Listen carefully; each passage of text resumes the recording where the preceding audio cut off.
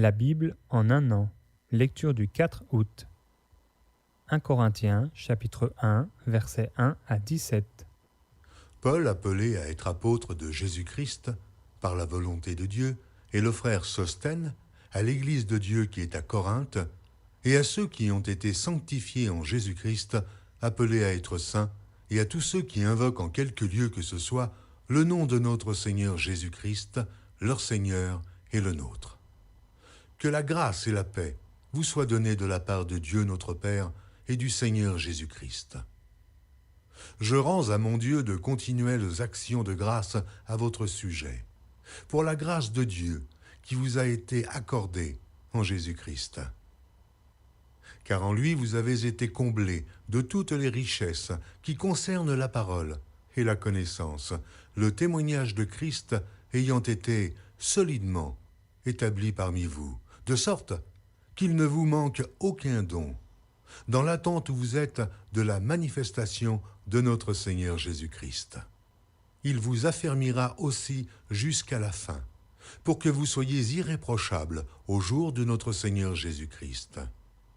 Dieu est fidèle, lui qui vous a appelés à la communion de son Fils, Jésus-Christ, notre Seigneur. Je vous exhorte, frères, par le nom de notre Seigneur Jésus-Christ, à tenir tous un même langage, et à ne point avoir de division parmi vous, mais à être parfaitement unis dans un même esprit et dans un même sentiment. Car, mes frères, j'ai appris à votre sujet, par les gens de Chloé, qu'il y a des disputes au milieu de vous. Je veux dire que chacun de vous parle ainsi. Moi je suis de Paul, et moi d'Apollos, et moi de Céphas, et moi de Christ. Christ est-il divisé? Paul a-t-il été crucifié pour vous? Ou est-ce au nom de Paul que vous avez été baptisés? Je rends grâce à Dieu de ce que je n'ai baptisé aucun de vous, excepté Crispus et Gaius, afin que personne ne dise que vous avez été baptisés en mon nom. J'ai encore baptisé la famille de Stéphanas. Du reste, je ne sache pas que j'ai baptisé quelque autre personne. Ce n'est pas pour baptiser que Christ m'a envoyé, c'est pour annoncer l'Évangile, et cela sans la sagesse du langage, afin que la croix de Christ ne soit pas rendue vaine. 2 Chroniques, chapitre 35. Josias célébra la Pâque en l'honneur de l'Éternel à Jérusalem, et l'on immola la Pâque le 14e jour du premier mois. Il établit les sacrificateurs dans leurs fonctions et les encouragea au service de la maison de l'Éternel. Il dit aux Lévites qui enseignaient tout Israël et qui étaient consacrés à l'Éternel: « Placez l'arche sainte dans la maison qu'a bâtie Salomon, fils de David, roi d'Israël. Vous n'avez plus à la porter sur l'épaule. Servez maintenant l'Éternel, votre Dieu, et son peuple d'Israël. Tenez-vous prêts, selon vos maisons paternelles, selon vos divisions, comme l'ont réglé par écrit David, roi d'Israël, et Salomon, son fils. Occupez vos places dans le sanctuaire, d'après les différentes maisons paternelles de vos frères, les fils du peuple, et d'après la classification des maisons paternelles des Lévites. Immolez la Pâque, sanctifiez-vous, et préparez-la pour vos frères, en vous conformant à la parole de l'Éternel prononcée par Moïse. » Josias donna aux gens du peuple, à tous ceux qui se trouvaient là, des agneaux et des chevreaux au nombre de 30 000, le tout pour la Pâque, et 3 000 bœufs. Cela fut pris sur les biens du roi. Ces chefs firent de bon gré un présent au peuple, aux sacrificateurs et aux Lévites. Ilkija, Zacharie et Jéhiel, princes de la maison de Dieu, donnèrent aux sacrificateurs pour la Pâque 2600 agneaux et 300 bœufs. Konania, Shemaéja et Nethanil, ses frères, Achabia, Jéhiel et Josabad, chefs des Lévites, donnèrent aux Lévites pour la Pâque 5000 agneaux et 500 bœufs. Le service s'organisa, et les sacrificateurs et les Lévites occupèrent leur place, selon leur division, d'après l'ordre du roi. Ils immolèrent la Pâque. Les sacrificateurs répandirent le sang qu'ils recevaient de la main des Lévites, et les Lévites dépouillèrent les victimes. Ils mirent à part les holocaustes pour les donner aux différentes maisons paternelles des gens du peuple, afin qu'ils les offrissent à l'Éternel, comme il est écrit dans le livre de Moïse. Et de même pour les bœufs. Ils firent cuire la Pâque au feu, selon l'ordonnance, et ils firent cuire les choses saintes dans des chaudières, des chaudrons et des poêles. Et ils s'empressèrent de les distribuer à tout le peuple. Ensuite ils préparèrent ce qui était pour eux et pour les sacrificateurs, car les sacrificateurs, fils d'Aaron, furent occupés jusqu'à la nuit à offrir les holocaustes et les graisses. C'est pourquoi les Lévites préparèrent pour eux et pour les sacrificateurs, fils d'Aaron.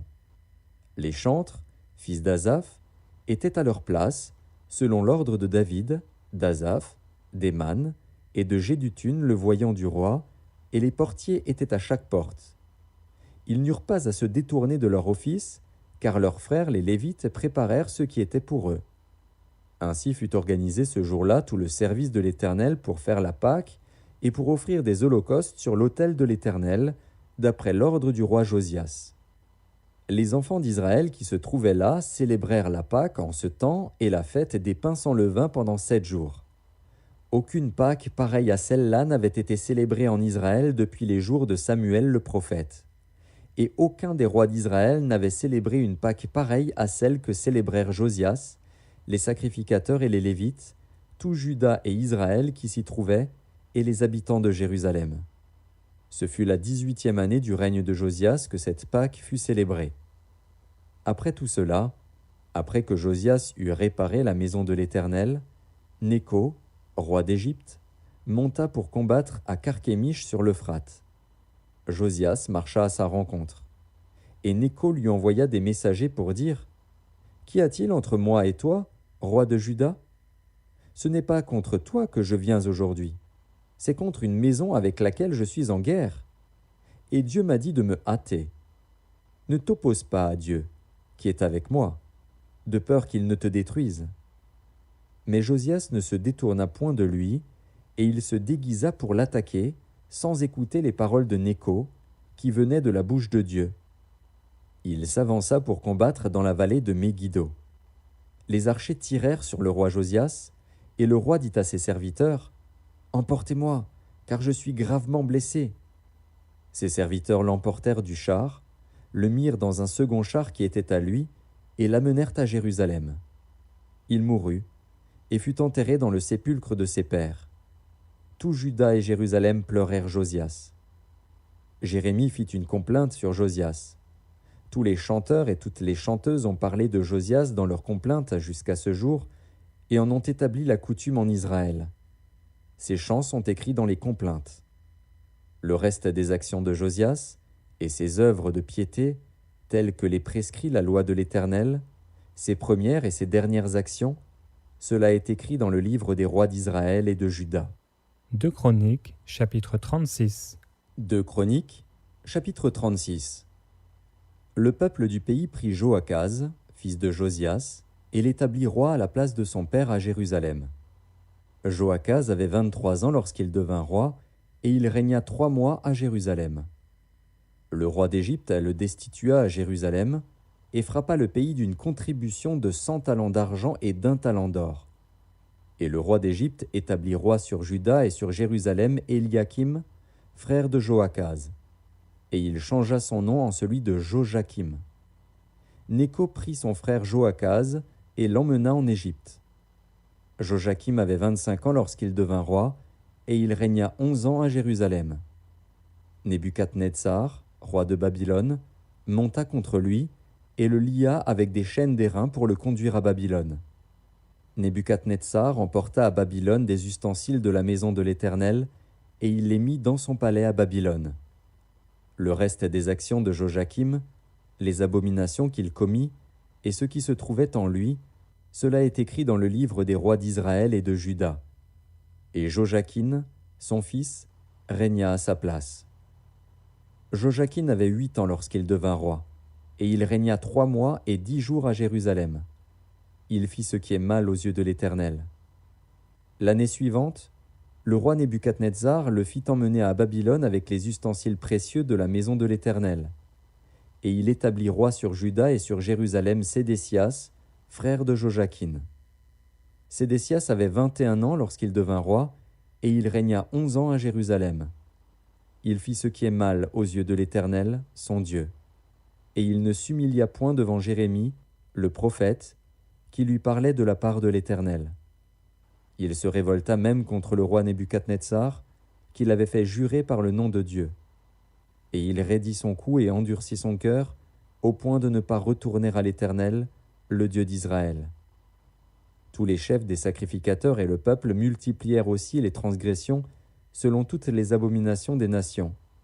Et ils profanèrent la maison de l'Éternel, qu'il avait sanctifiée à Jérusalem. L'Éternel, le Dieu de leur père, donna de bonne heure à ses envoyés la mission de les avertir, car il voulait épargner son peuple et sa propre demeure. Mais ils se moquèrent des envoyés de Dieu, ils méprisèrent ses paroles, et ils se raillèrent de ses prophètes, jusqu'à ce que la colère de l'Éternel contre son peuple devint sans remède.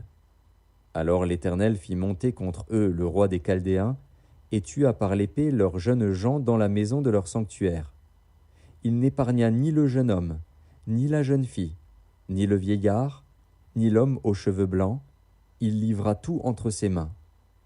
Nebuchadnezzar emporta à Babylone tous les ustensiles de la maison de Dieu, grands et petits, les trésors de la maison de l'Éternel, et les trésors du roi et de ses chefs. Ils brûlèrent la maison de Dieu, ils démolirent les murailles de Jérusalem, ils livrèrent au feu tous ses palais et détruisirent tous les objets précieux. Nebuchadnezzar emmena captifs à Babylone ceux qui échappèrent à l'épée, et ils lui furent assujettis, à lui et à ses fils, jusqu'à la domination du royaume de Perse, afin que s'accomplît la parole de l'Éternel prononcée par la bouche de Jérémie. Jusqu'à ce que le pays eût joui de ses sabbats, il se reposa tout le temps qu'il fut dévasté, jusqu'à l'accomplissement de 70 ans. La première année de Cyrus, roi de Perse, afin que s'accomplît la parole de l'Éternel prononcée par la bouche de Jérémie, l'Éternel réveilla l'esprit de Cyrus, roi de Perse, qui fit faire de vive voix et par écrit cette publication dans tout son royaume. Ainsi parle Cyrus, roi de Perse. L'Éternel, le Dieu des cieux, m'a donné tous les royaumes de la terre, et il m'a commandé de lui bâtir une maison à Jérusalem en Juda. Qui d'entre vous est de son peuple? Que l'Éternel, son Dieu, soit avec lui, et qu'il monte. Psaume chapitre 27, versets 1 à 6. Psaume 27 de David. L'Éternel est ma lumière et mon salut. De qui aurais-je crainte? L'Éternel est le soutien de ma vie. De qui aurais-je peur? Quand des méchants s'avancent contre moi pour dévorer ma chair, ce sont mes persécuteurs et mes ennemis qui chancellent et tombent. Si une armée se campait contre moi, mon cœur n'aurait aucune crainte. Si une guerre s'est levée contre moi, je serais malgré cela plein de confiance. Je demande à l'Éternel une chose que je désire ardemment. Je voudrais habiter toute ma vie dans la maison de l'Éternel, pour contempler la magnificence de l'Éternel et pour admirer son temple. Car il me protégera dans son tabernacle au jour du malheur. Il me cachera sous l'abri de sa tente. Il m'élèvera sur un rocher. Et déjà ma tête s'élève sur mes ennemis qui m'entourent. J'offrirai des sacrifices dans sa tente. Au son de la trompette, je chanterai, je célébrerai l'Éternel. Éternel, écoute ma voix, je t'invoque, aie pitié de moi et exauce-moi. Proverbes chapitre 20, versets 20 et 21. Si quelqu'un maudit son père et sa mère, sa lampe s'éteindra au milieu des ténèbres. Un héritage promptement acquis dès l'origine ne sera pas béni quand viendra la fin.